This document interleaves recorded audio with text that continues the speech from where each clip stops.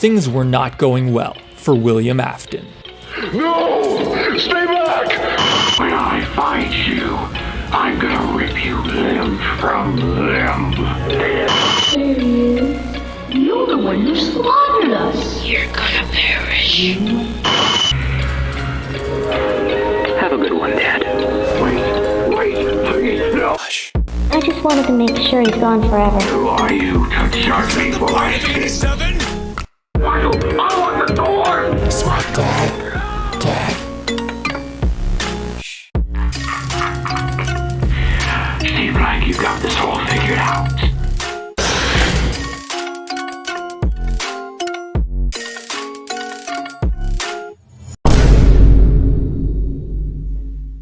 It all started when, tragically, William Afton's wife died shortly after giving birth to their youngest son, Norman. I miss Mommy.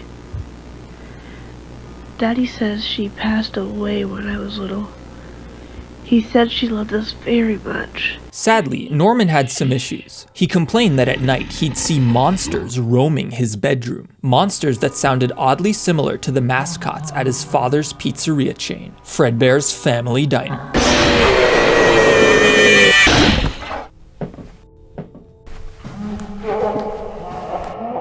Upon returning from the Vietnam War, William and his business partner Henry Emily founded the pizzeria, with the main attraction being two performing animatronics, Fredbear and Spring Bonnie. These robots weren't very sophisticated. They were bolted to the stage and sort of just moved their arms around while music played in the background, but to kids in the 70s, it was really cool. Unfortunately, William's eldest son Michael had developed some serious behavioral problems, manifesting in the relentless bullying of his younger brother Norman. At first, everyone assumed that the monsters Norman encountered each night were just nightmares, especially considering how often Michael leveraged his brother's phobia of the animatronics to scare him.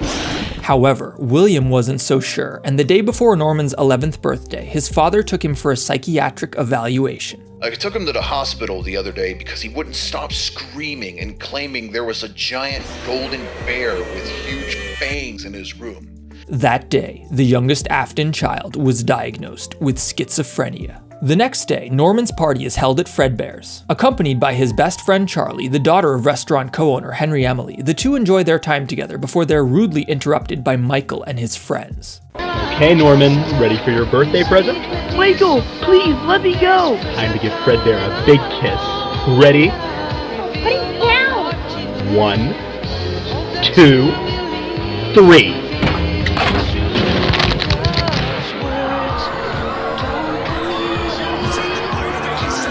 In the wake of the accident, Michael is arrested and charged with manslaughter. His father, William, cooperates with law enforcement, and the eldest Afton son is sentenced to 15 years in prison. Defeated, Henry Emily went home that night, heartbroken at the tragedy that had just occurred. Little did he know, Norman would not be the only child to lose their life that night. In the late evening, Charlotte Emily had just finished closing up the pizzeria when William Afton's sedan pulls up behind her. And the next day, I got a call from the county sheriff. It was my own daughter, Charlie. In the wake of these tragedies, Fredbear's Family Diner was closed. Norman Afton was dead, Charlotte Emily was dead, Michael Afton was in jail, and William Afton was broken. He must have been broken because only a few years later, in 1987, the man convinced Henry to open Freddy Jr.'s, the successor to Fredbear's Family Diner.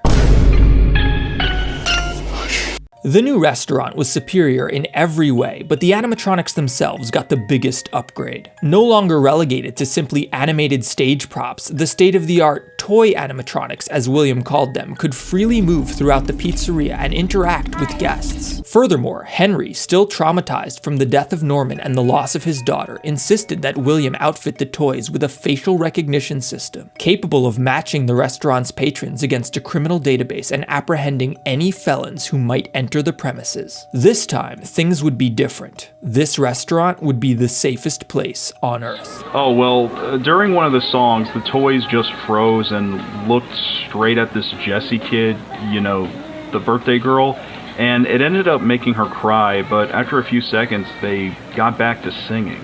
It's that damn facial recognition system Henry had me put into those animatronics. Hey, those facial recognition scanners were necessary, Will. We can't have any crazy criminals or murderers in our place. Unfortunately, Freddy Jr.'s nighttime security guard, Jeremy Fitzgerald, had a somewhat different experience. The dude is terrified those toys are gonna kill him. He doesn't like how these ones walk around compared to the ones we had at Fredbear's, where they were just bolted to the floor. Well, Mr. Fitzgerald is gonna have to suck it up if he wants his paycheck. He was told that it was normal for the animatronics to move around on their own at night, but this seemed unusual. Hello? Hey, you made it. Night 4. Hey, you're almost to the weekend, man. Well, it definitely doesn't feel like a Thursday, but whatever. What's up? Well, I wanted to call you earlier and let you know as soon as possible, but, we've got a situation. Did I do something wrong? No, you're fine. It's just yesterday someone tampered with the animatronics and, to put it short, shit may get real. What do you mean shit may get real? What does that mean? They're not gonna come after me, are they?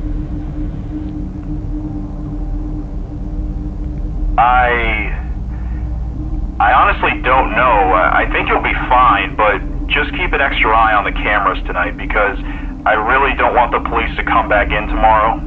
Wait. Why were the cops here today? What happened? Oh, crap. Listen, I gotta go. I'll talk to you tomorrow.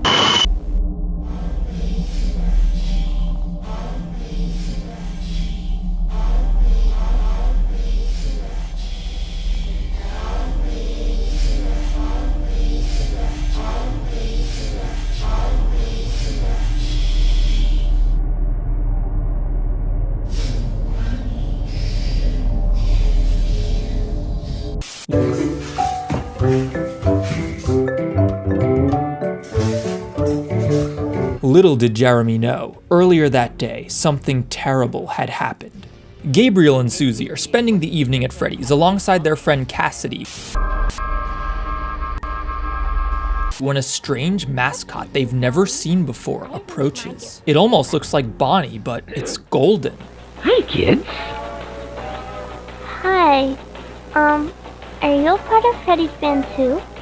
Oh, I'm an old friend of Freddy and his gang. What are your names? I'm Gabriel and this is Susie. And those are our friends over there eating at the table. How precious. Are your parents around? I don't know where my mommy and daddy are. I see. Tell you what, while your food's getting ready, why don't I show you something really cool? Would you like that? Sure, as long as we can come back and eat our pizza while it's still hot. Oh, I promise you won't have any cold pizza today. Follow me, boys and girls. Mister, it's kind of dark in here. Where are we? You're in my special little world. A magical place full of happiness and wonders you couldn't even begin to imagine. You know, kids, I had a friend many years ago tell me something I never forgot before he died in that jungle. He told me that we could forgive a child who's afraid of the dark, but the real tragedy of life is when men are afraid of the light. So let me ask you, children, are you afraid of the dark? Gabriel? I'm scared. I think we should go.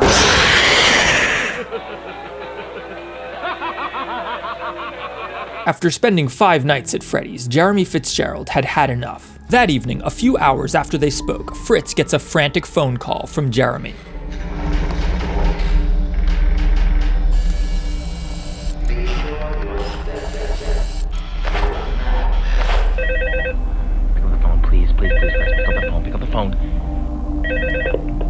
Hello?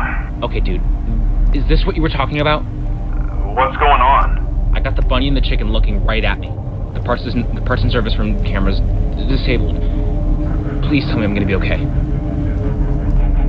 Wait, the parts and service room camera's disabled? Oh, shit. Fritz, what the f are the robots doing, man? Well, I told you shit was gonna get real. Look, did you hear about what happened today? No, what happened?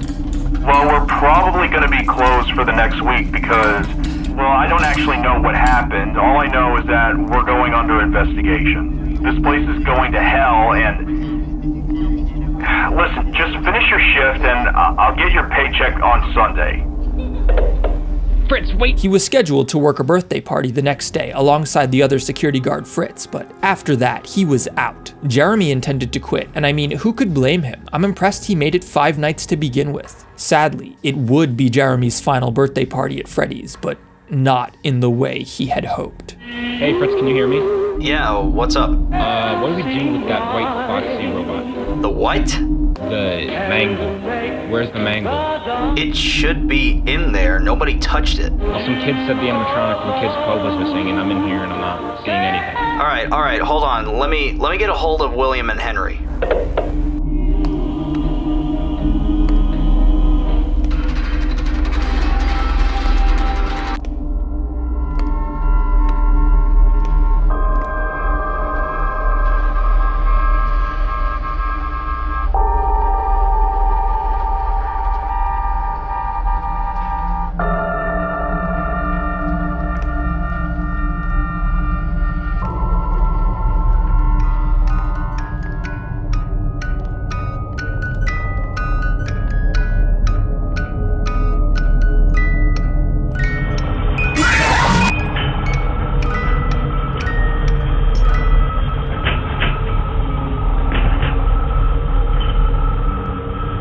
Was that the bite of 87? In the wake of Jeremy's death, Freddy Jr.'s was closed down. Fritz was questioned by the police before eventually being cleared of any wrongdoing and let go. Henry was devastated, and William gaslit him, blaming the events on the facial recognition system that Henry insisted be installed in the toy animatronics. Unable to cope with the constant nightmares surrounding him, Henry Emily is institutionalized. With Henry out of the way, William intended to continue his slaughter. However, he had cast the blame for the bite of 87 on the toy animatronics, and thus he had no choice but to dismantle them. Low on cash and desperate, William turned to the old, withered animatronics lying around Freddy Jr.'s, refurbishing them and casting them as the house band of the all-new Freddy Fazbear's Pizza.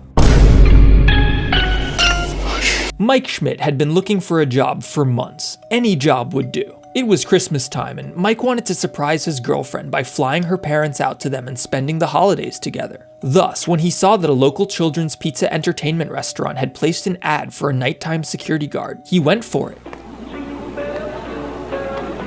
So, you understand what you're doing?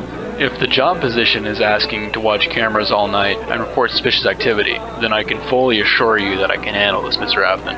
Good. Hey, listen. Are you aware of anything that Fazbear Entertainment's known for? I've only heard that the pizza isn't that bad, and that the kids love the animatronics.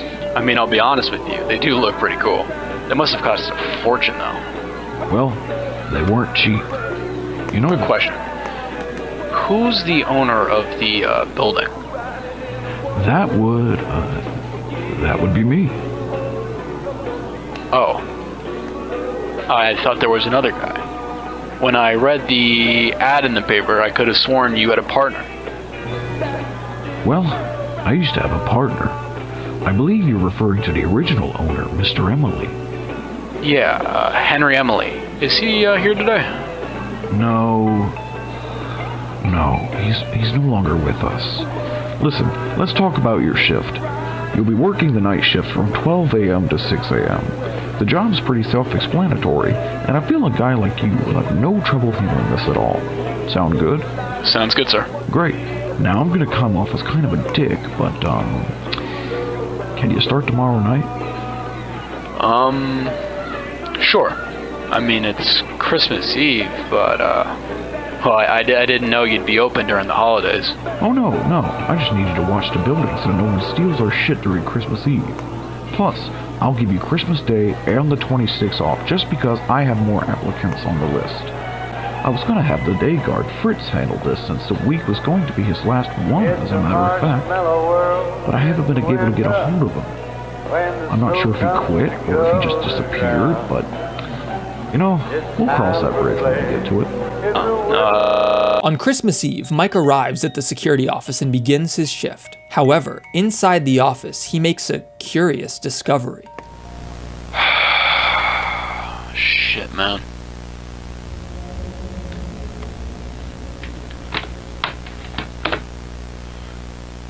What are these?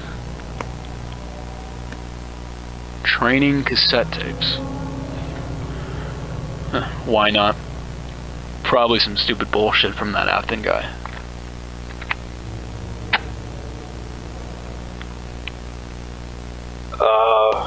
Hello? Hello? I wanted to record a message for the new night guard to get started on their Jesus Christ, how many of there are there? Oh, there's only 4. Did he only make 4? He never made a 5th one for his last night. I wonder. Hey, listen, if you could do me a favor and check the suits in the back room, I'm gonna try and hold out till somebody gets here. I always wondered what were in those empty heads. You know, the ones that smelled really bad.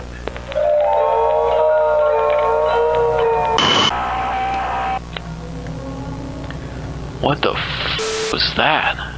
Is he playing? Is he dead? But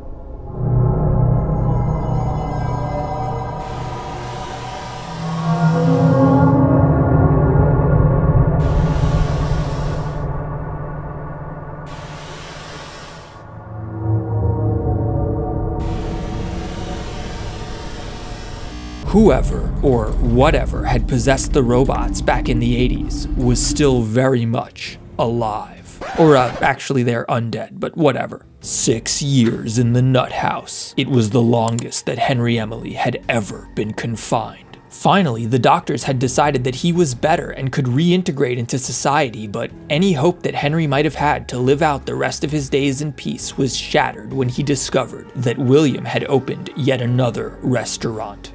So, how was it? I don't know, Will. What do you think? Hey, I'm just asking. So, do you feel any better? I mean, I haven't seen you in a while. How long's it been? 6 years. It's been 6 years since we fucked up. Well, I wouldn't say we. It was more of a technical difficulty. How the hell did you even get this place? Did they really let you set up this shop in this state, despite our names being in the headlines for months on end? Listen, I'm just as surprised as you are. I take it not a lot of exciting shit happens in New Jersey. Just imagine how exciting it would be for these people to eat in the restaurant that's earned itself a haunted legacy.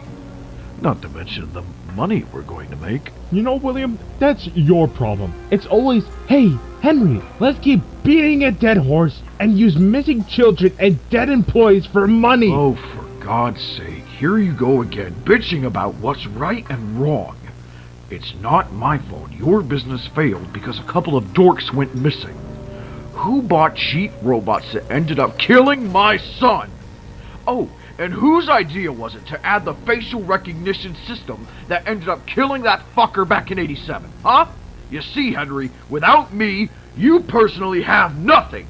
For 17 years, I've been busting my ass building robots, investing my life savings, and just barely escaping lawsuits to make sure we have food on our tables and a roof over our heads. And now you say the troubles are my fault? You know what? You asshole. When you're on the front lines, then you can start complaining about the so-called American dream.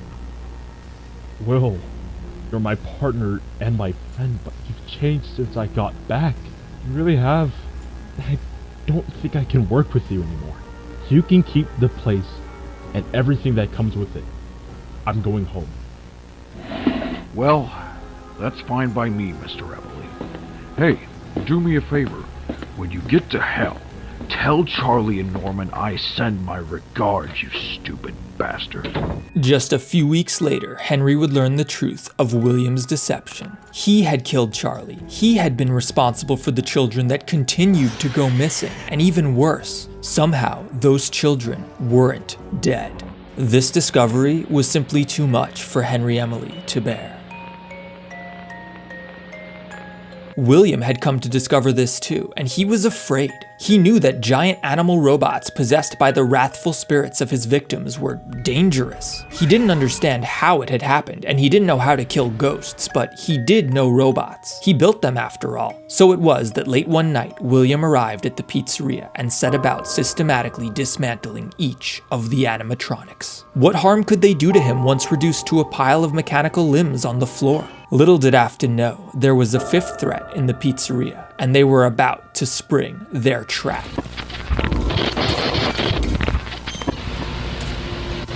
No! Stay back! There he is.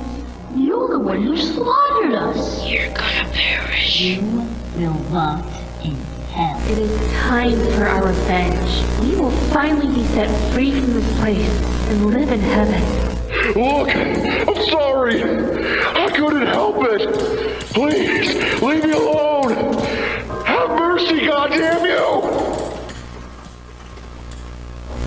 At some point in the past, William had experimented with a wearable animatronic. Dubbed the spring locks, these suits included a feature that affixed the robotic endoskeleton to the circumference of the suit, allowing a human operator to step in and wear it like a regular costume. Of course, this was ridiculously dangerous, and after a bunch of employees suffered minor injuries, Henry had convinced William to retire the suits. Right now, though, it was all Afton had. It's too late, sir. 17 years too late. Prepare for your internal suffering. Get away from me! Please! The suit. You can't kill me now, you sons of bitches! I am a god! Wait! No!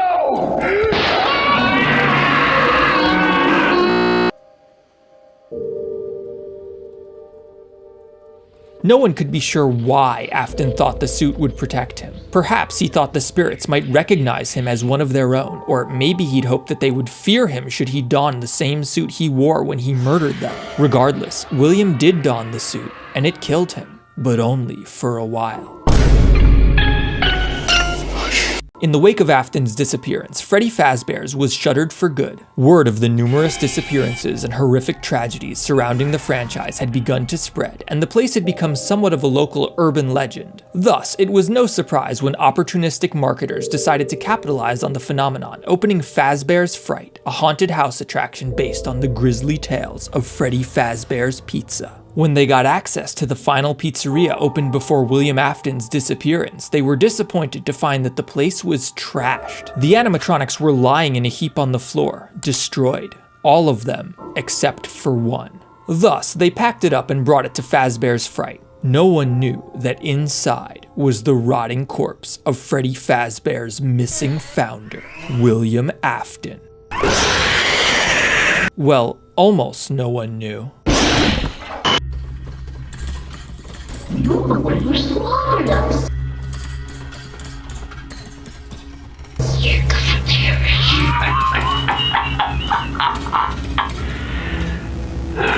Goddamn kids.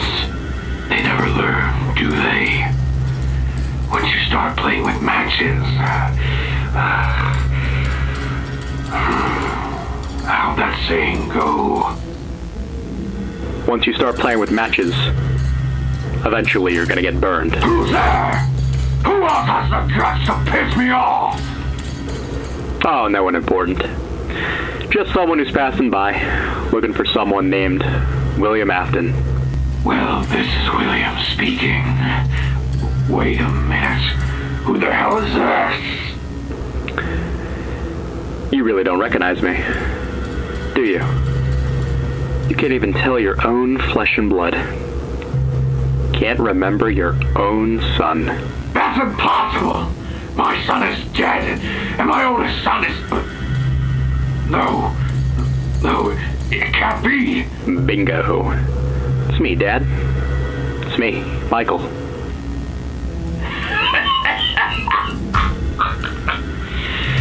Well. My own little bastard. Finally free once again. You must be praying for quite the death wish if you found me all the way out here. Something like that, I guess. Fact of the matter is, I've got you right where I want you. What makes you say that? Well, that door in front of you is locked, and the arcade door behind you is barricaded. Next time, Dad, I'd really take into account of how many exits you've got in this place, because I gotta tell you, this is one of the worst fire hazards I've ever seen. Seems like you got this all figured out. So, what do you want? Oh, don't worry. We've got plenty of time to discuss that. However, that's not what's on my mind right now. I was kind of curious to know what the actual happened to you. I could ask you the same thing. Truth be told, Michael, you and only you are the reason for all of this. And just for that, surely you must realize that you're not getting out of this alive. You know, that's real funny, Dad, because I heard through the grapevine something completely different has been going on for the past 20 years. So let me do you a favor and refresh your memory. Now, this may come as a shock to you, but I got out early. In '95, I was released, and I had just one thing on my mind. And that was scouring the earth, looking for you. Now, my first stop was Henry's, but I found out that he was dead. Only thing left of him was a cassette tape filled with everything I needed to know. And you know, quite frankly, Dad, I'm not surprised that you've gone on a wild killing spree for the past 2 decades. Although I've got to say, it looks like I found myself at the right place at the wrong time. Tell me, Dad, who on earth would have killed Charlotte Emily right after... Who are you to judge me for my sins? You are no saint yourself. None of this would have happened if you hadn't slaughtered... Who, Norman? The son you had every intention of killing since the minute he replaced Elizabeth? What are you talking about? Oh, don't bullshit me. Don't think I would have found out about your little side project, your little escapade that same year. What was it again? Oh, that's right. Circus Baby's Pizza. Remember how you built those other robots in the down low? And one of those clowns ended up killing my sister? Remember now, you stupid... Elizabeth. That's right. So let's put 2 and 2 together and realize that deep down, you knew that Norman nor myself would have ever been loved as much as you cherish Elizabeth. Shut your goddamn mouth, Michael! I hate you so much, you piece of... Dad, you know why dead people receive more flowers than the living?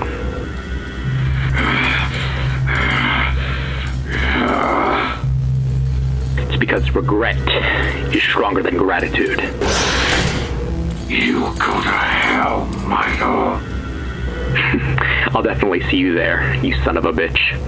I'm gonna wrap this up and just let you know that I've got a fuse lit right over here, and it's ready to blow this joint sky high. I've even got you a song to listen to in your final moments. Come to think of it, you should be thanking me for doing you this favor. I wouldn't want to walk around as a green undead fucking rabbit for the rest of my life. When I find you, I'm gonna rip you limb from limb. Pretty soon, no one will even remember you existed. Have a good one, Dad. Wait, please, no, Michael! Michael, don't go, please! Don't leave me here, Michael! I'm sorry! Jesus Christ! Michael, I want the sword! Michael, no!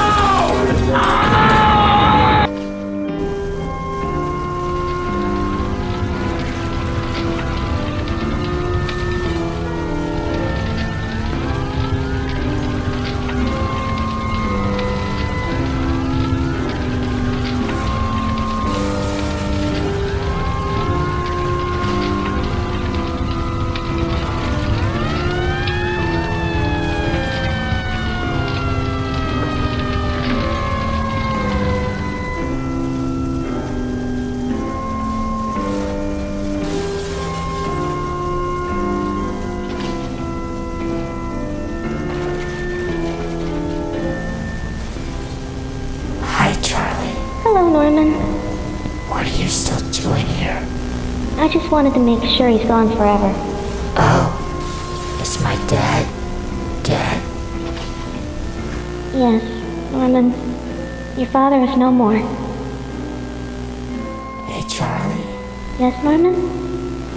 Why did my dad hurt people? Well, I think after he returned from the fight, I think the real war began the second he got home. He lost everything and tried to fix all of his problems with the family.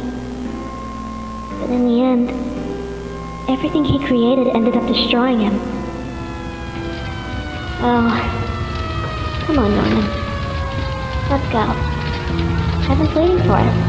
Here's to you, Nicola and Bart. Rest forever here in our hearts. The last and final moment is yours. That agony is your triumph. Here's to you, Nicola and Bart. Rest forever here in our hearts. The last and final moment is yours. That agony is your triumph. Dad, what happened? Are you okay? Yeah, honey, I'm fine. I'm just it's just a little electric fire. That's all. Oh, was there anybody else in there? Nope. There wasn't a single human being in there. Well, that's a good thing, but why did you... Julia, listen, let's talk about this when you're a little bit older, okay? I've had quite a rough night, and I'm kind of hungry.